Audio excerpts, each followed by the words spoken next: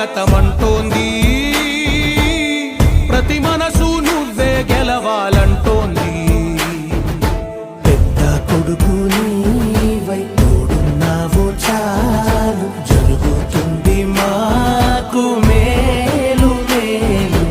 ఇంటి పెద్ద నీవై నిలిచి ఉంటే చాలు, వెళ్ళి విసిపోవ రాష్ట్రమంతటా శాంతి క్రాంతి సంతోషాలు.